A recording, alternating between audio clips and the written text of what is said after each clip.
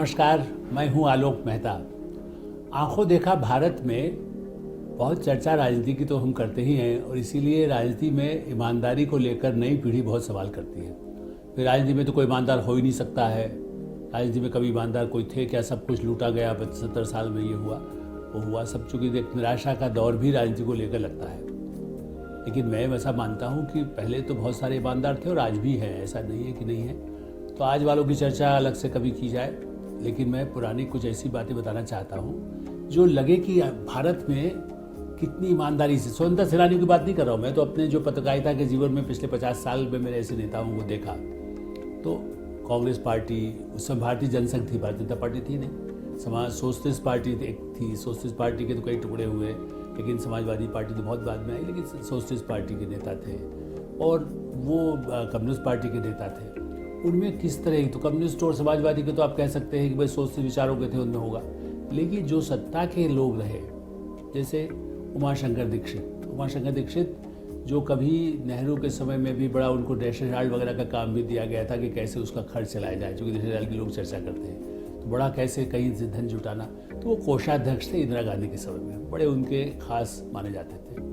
पर अब उनसे बड़े सरल, बिल्कुल उसी तरह से जो गांधीवादी जिस तरह नेता होते थे, चाय है तो बड़ी मुश्किल वजह से होता है कि बिल्कुल सारी चाय कहाँ से आएगी, उसको पिलाया, ऑफिस में हो, घर में हो,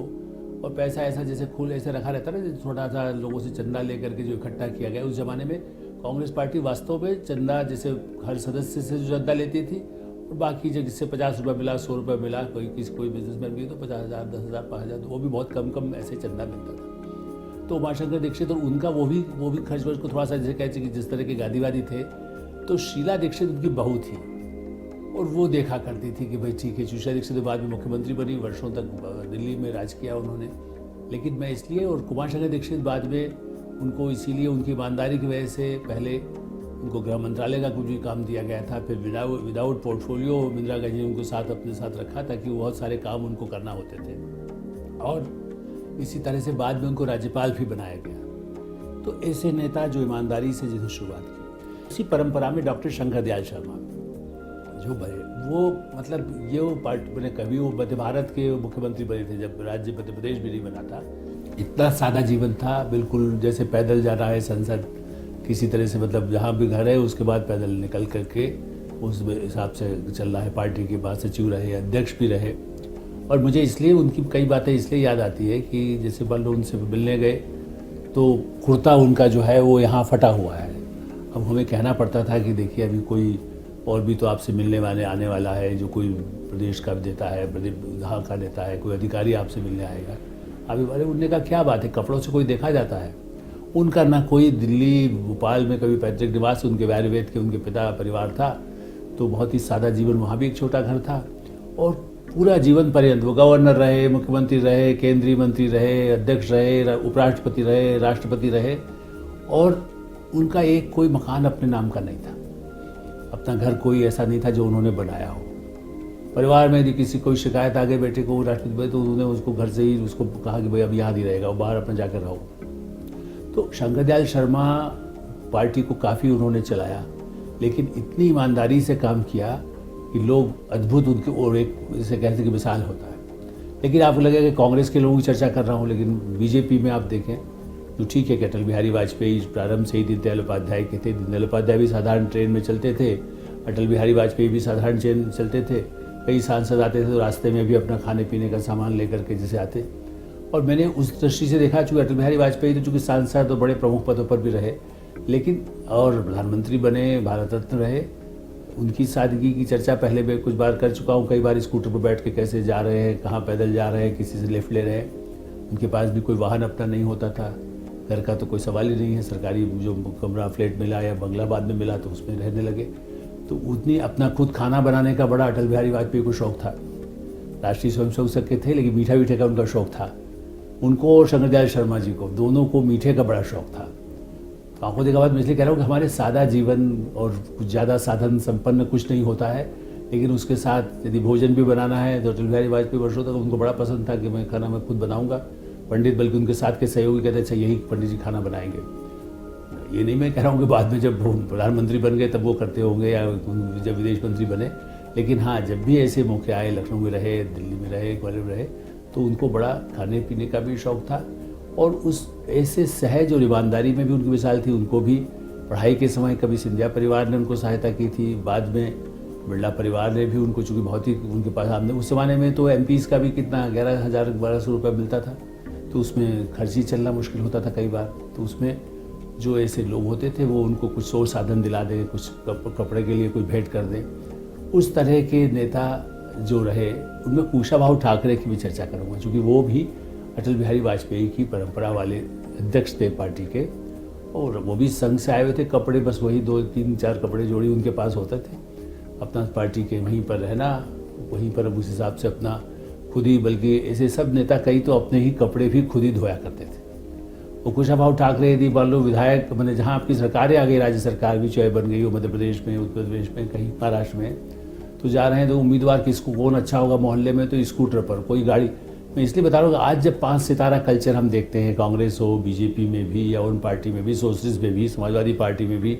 आप अखिलेश जी की पार्टी में भी आपको कोई ऐसा नहीं मिलेगा, या कम्युनिस्ट पार्टी या ममता बनर्जी की पार्टी के भी जो लोग हैं वो बड़ा 5 स्टार में ही आपको दिखते हैं। लेकिन उस समय वो स्कूटर पर जा रहे हैं, अच्छा ये काम कौन सबसे अधिक करता है, उसको बुलाया, भाई ये पहलवान भी करता है लेकिन दुकानदार भी है, और लेकिन बड़ा बहुत ही समाज में सेवा करता है, हर जगह जाके काम करता है, तो टिकट देना। टिकट के बंटवारे के लिए, इस तरह के लिए पार्टी का अध्यक्ष स्कूटर पर घूम रहा है। आज तो होता है कि लोग एप्लीकेशन लगाए रहते हैं, कोई लाखों रुपया खर्च कर देते हैं कि उम्मीदवार बनाया जाए, यदि आप उस तरह से बात करें। ऐसा नहीं कि पहले पैसा धन नहीं काम आता था, लेकिन उतनी सादगी से रहने वाले राजनारायण एक सोशलिस्ट नेता थे, और वो मतलब चरण सिंह जी के बड़े खास थे। जनता पार्टी को बनाने में या बिगाड़ने में भी उनकी बड़ी बड़ी चर्चा थी। बड़े दबंग किस्म के और बहुत ही सरल पढ़े लिखे थे, लेकिन साथ साथ बहुत ही खुल करके, जैसे कहते हैं आलोचना, इंदिरा गांधी को तो उन्होंने ही चुनाव में हराया था, उसी पर तो सारा एजेंसी लगी, मैंने बाद में जो है वो भी किया और केस भी जीता, उनकी वजह से इंदिरा गांधी को हटना पड़ा। तो राजनारायण जी के पास एक बक्सा होता, जनता पार्टी जब आई तो एक टीन का बक्सा होता था, पैसे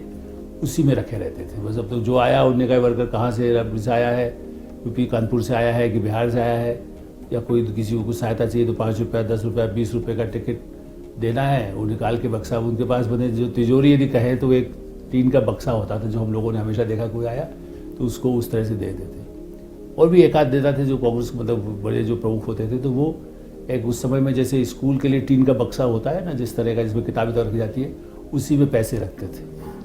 प्रकाश चंद्र सेठी, वो भी कोषाध्यक्ष बने, मध्य प्रदेश के मुख्यमंत्री भी रहे, केंद्रीय मंत्री रहे और बहुत चर्चित रहे। बाद में कुछ विवाद, जैसे कहते हैं कि बहुत उग्र, जो चाहे दवाई खाने से असर हुआ हो, लेकिन उग्र भी हो जाते थे। लेकिन उनके यहाँ भी ये, जब वो कोषाध्यक्ष थे तो मैंने खुद देखा है कि बहुत बड़े पूंजीपति जो उस ज़माने के वही सबसे बड़े प्रमुख थे, तो आए और मैं मुझसे बातचीत कर रहे हैं तो कहेंगे अरे वो पैसे लेकर पार्टी के लिए आए होंगे ना, उनको बाहर बिठाओ। अभी एक छोटे से 2 मतलब जिसको कहते हैं कि एक कैबिन जहाँ पर एक ही कुर्सी है और उनका पीए बैठा होता था, और पूंजीपति को बिठा दिया। आधा घंटा वो मुझसे अपना कोई राजनीति पर बात बताना चाह रहे थे तो बताते रहे। और उनके घर में भी अलमारी में जैसे होता है, जो स्टील की अलमारी होती थी, अच्छा वहाँ पैसा जो आया से उसको कहा भाई सेठ जी लाए कुछ पार्टी के लिए जो खर्चा है, तो पैसे ऐसे रखे रहते थे घर में, जैसे कहते हैं अलमारी में रखा हुआ है, उसमें से जो आया उसको देना है। चुनाव के लिए यदि किसी कोई जब चुनाव होते थे कि 10,000 भी 15,000 रुपये जाना है, तो उम्मीदवार पैसा नहीं लगाते थे, पार्टी ही जैसे सब पैसा देती थी। लेकिन और प्रकाश चंद्र सेठी, जैसा मैंने कहा कि इतने बड़े महत्वपूर्ण पद पर रहते हुए, बाद में जब वो किसी पद पर नहीं थे, उनको पार्टी में ही उन्हीं लोगों को, जो अर्जुन सिंह कभी उनके ही सहयोगी थे, उन्होंने उनके खिलाफ राजीव गांधी के समय ऐसी स्थिति ला दी कि उनको पार्टी से ही निकलवा दिया था। लेकिन यह है कि यदि आज जब हम कहते हैं कोई मंत्री रहा हो, मुख्यमंत्री रहा हो, तो उसके पास लाखों रुपया होगा, लेकिन आपको ये जानकर आश्चर्य होगा हमारे आंखों देखा भारत में कि भारत में ऐसे नेता भी रहे कि बाद में जब वो अस्वस्थ हुए, मतलब उस उम्र में जब उनको पार्टी से भी थोड़ा किनारे कर दिया गया, तो उनके पास इलाज के लिए पैसा नहीं था। जो सरकार ने किसी तरह से उनको ऊपर, वहाँ की राज्य सरकार ने थोड़ा बहुत सहायता करके किसी सरकारी अस्पताल में इलाज, और जब उनकी मृत्यु भी हो गई, तो जो उस ज़माने में आजकल के मोबाइल तो था नहीं, फ़ोन का जो टेलीफोन निगम, जो सरकारी टेलीफोन का था, उसका भी कुछ सैकड़ों का बिल हो गया था, क्योंकि कई महीने से पैसा नहीं दे पाया था वो उनका परिवार, तो वो भी बकाया रह गया था कि वो किराया, उसका टेलीफोन का पैसा देने के लिए जो आदमी देश का गृह मंत्री रहा हो, जो पेट्रोलियम मंत्री रहा हो, जो केमिकल मंत्री रहा हो और मुख्यमंत्री रहा हो और इंदिरा गांधी से लेकर अभी तक खास रहा हो, उसकी स्थिति ऐसी थी। तो ईमानदारी, उन्होंने कभी ये कोशिश नहीं की कहीं जा रहे कोयले के, जैसे आप चुनाव के समय में जा रहे हैं तो देख रहे हैं तो अपना चाहे वो पैदल पैदल जाकर जैसे चुनाव अभियान होता है तो उस पर जा कर के, और कोई कोयले का जिसकी दुकानें होती थी पहले, बड़ा भंडार तो कोयला ही बिकता था आग जलाने के लिए, खाना खाने के लिए भी, तो उससे उसके गले लग जाए, चाहे कोयले से पूरा भरा हुआ है काला, उनके भी सफ़ेद कपड़े काले हो जाते थे। पैदल जहाँ जाना है साइकिल पर निकल जाएंगे और उस हिसाब से चल देंगे। तो वो कांग्रेस के हो या सोशलिस्ट हो, ऐसे ही कर्पूरी ठाकुर बिहार के नेता और भोला पासवान शास्त्री, दो जिसको जब कहते हैं ना कि एक गैर कांग्रेसी नेताओं में, ऐसा मैंने कुशाभाऊ ठाकरे का कहा, जेपी माथुर भी बीजेपी के थे और बहुत सारे ऐसे नेता थे, इसलिए हर एक की चर्चा नहीं कर रहा हूँ, जनसंख्या उस समय जो नेता रहे। और इसलिए सोशलिस्ट में भी आप देखें तो राजनारायण जी की चर्चा की और बिल्कुल वो जीवन पर्यंत उसी तरह रहे। और उनके नेता भी चरण सिंह डिप्टी प्राइम मिनिस्टर थे और गृह मंत्री भी उनके पास था, और जब इंटरव्यू करने गया तो अपने हाथ से जब उस तरह से जैसे दाढ़ी बनाई जाती है ना, वो उस तरह से दाढ़ी, बात भी कर रहे हैं, वहीं वाश बेसिन सामने है, अपना कह रहे हैं अच्छा बताओ ये है किसानों के बारे में समस्या है। मतलब ये भी नहीं है कि भाई कोई उसके लिए कोई दूसरा ब्लेड इस्तेमाल कर रहे हो पुराने स्टाइल से, और अपने तहसीलदार के जब कभी रहे होंगे छोटे पदों पर भी तो उसकी बातें करेंगे। कोई सिक्योरिटी का कोई तामझाम नहीं है, खर्चा जो चला दे, कोई किसी से सहायता जो मिल गई उससे क्या, वो प्राइम मिनिस्टर तक बनने तक बहुत बाद में उनके परिवार के सदस्य तो बहुत सारे विवादास्पद, इसको आप कह सकते हैं कि पैसों की माया खड़ी हो गई, लेकिन खुद चरण सिंह का जिस तरह का था। तो मैं कह रहा था कर्पूरी भोला पासवान शास्त्री भाई, चूँकि दिल्ली में उस समय भी था जनता पार्टी के समय में जब सरकार बन गई, वो मुख्यमंत्री भी हैं। आप आश्चर्य करेंगे, ऐसा लगता था कि कहाँ से कोई मजदूर आया हुआ है। एक सुबह के समय यदि वो टहलने के लिए निकल रहे हैं तो जो जिसको कहते हैं पट्टेदार निकर, यदि कहें निकर भी, यदि वैसा नहीं कि जो बड़ा खाकी वाली निकर हो, पट्टेदार निकर टाइप का और एक बनियान पहने हुए एक मुख्यमंत्री बिहार का, जो बिहार ऐसा नहीं कि बड़ा प्रदेश नहीं था तब भी, वो मुख्यमंत्री है, वो टहल रहा है यहीं पर दिल्ली में अपना सड़कों पर। हम भी टहलने जा रहे हैं तो जा रहे हैं, या उसके बाद कहीं भी अपने उनका दफ्तर है तो वहाँ भी अपना सामान्य रूप से वही धोती कुर्ता और अपना लेकर के बैठे हुए हैं। तो भोला पासवान शास्त्री और कर्पूरी ठाकुर की मिसाल ले रही है। और कर्पूरी ठाकुर पब्लिकली इंटरव्यू मुझे दिया तो कहा कि कोई परिवार का सदस्य मेरा जो है कुछ एक, सबसे बड़ा पाप यही होगा कि मेरा परिवार का सदस्य कोई किसी पद पर आए। ईमानदारी की बातें बहुत सारी वो बातें करते थे, और खुल करके जो कमियां हैं अपनी सरकार की, वो भी इसीलिए कई बार उनको हटना ही पड़ा। बिहार में भी इस तरह की जोड़ तोड़ की राजनीति तो होती ही थी, उत्तर प्रदेश के, बिहार के, मध्य प्रदेश के,